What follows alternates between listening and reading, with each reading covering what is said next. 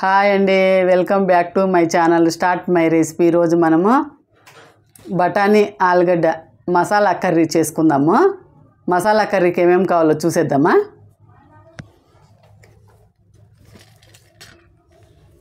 బఠానీలు, మసాలాలు, బిర్యానీ ఆకు, చెక్క, లవంగం, ఇలాచి, మరాఠీ మొగ్గ,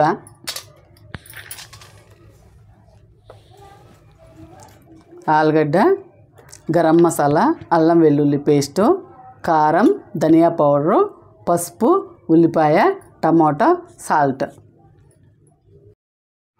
నేనైతే ఎండు బఠానీలు ఒక 7-8 గంటలు నానబెట్టుకున్నాను.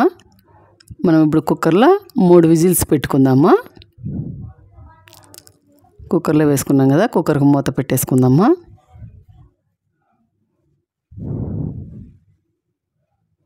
స్టవ్ ఆన్ చేసుకొని 3 విజిల్స్ అయితే పెట్టేసుకుందాము.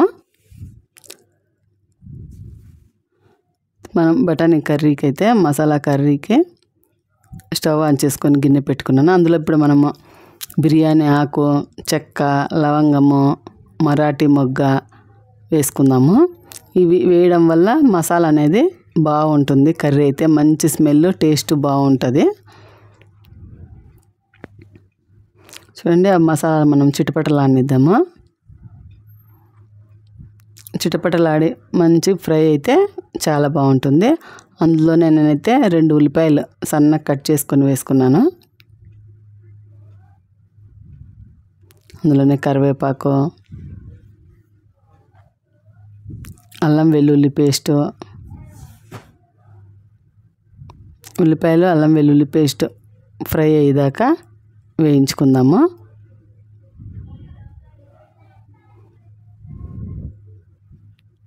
చూడండి, ఫ్రై అయినాయి కదా. ఇప్పుడు అందులో ఆలుగడ్డకి అయితే పొట్టు తీసేసుకొని చిన్నగా కట్ చేసుకొని వేసుకున్నాను.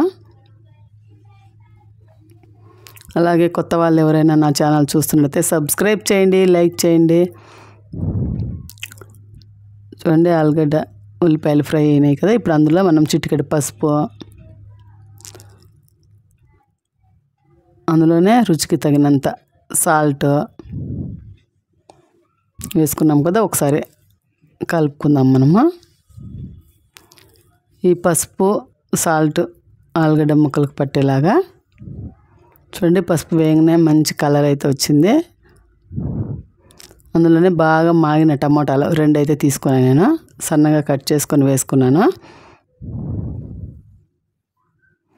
చూడండి, మనం మసాలా కర్రీ అన్నాం కదా, ఈ టమాటా వేసినందుకు చిక్కగా కలర్ కానీ బాగుంటుంది, టేస్ట్ బాగుంటుంది. చూడండి, టమాటా అయితే బాగా ఫ్రై అయిపోయింది. చూడండి, చాలా మెత్తగా బాగా ఫ్రై అయిపోయింది. చూడు, గుజ్జు గుజ్జులాగా వచ్చేసింది కర్రీ అయితే.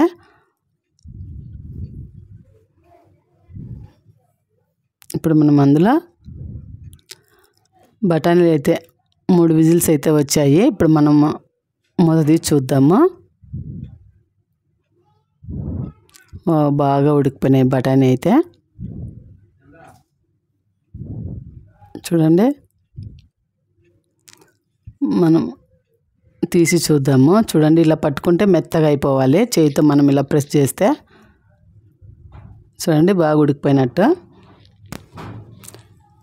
ఈ బఠానీలు, ఉడికిన బఠానీలు మనం అందులో వేసేసుకుందాము. టమాటో ఆలుగడ్డ కర్రీ అయితే రెడీ అవుతుంది కదా, అందులో వేసుకుందాము. చూడండి, ఒకసారి కలుపుకుందాము. అయితే బఠానీలో ఉన్న నీళ్ళతో పాటు వేసేసుకున్నాను. ఇప్పుడు కొద్దిగా నీళ్ళు అయితే వేసుకుందాము. బఠానీలు ఉడికిపోయినాయి కాబట్టి నీళ్ళు ఏమి ఎక్కువ అవసరం ఉండదు. అయితే చిన్న గ్లాసు అన్నీ పోసుకున్నాను అందులో.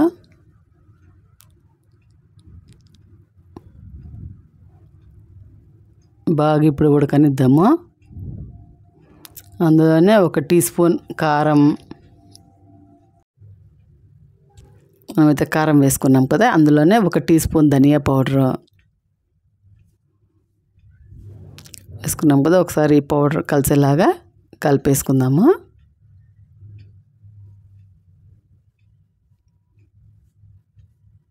కలుపుకున్నాం కదా.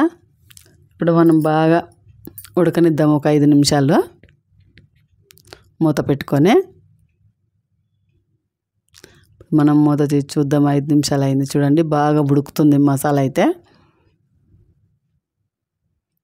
చూడండి బాగా చిక్కగానే ఉంది, స్మెల్ బాగా వస్తుంది. ఇప్పుడు మనం అందులోనే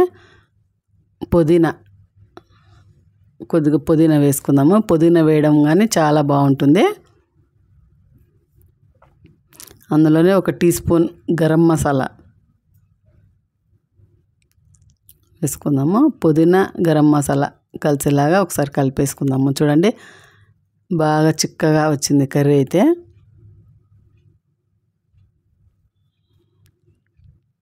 కలుపుకున్నాం కదా, ఉడుకుతుంది కదా. ఇప్పుడు మనము అందులో కొత్తిమీర వేసేసుకొని స్టవ్ ఆపేసుకుందాము.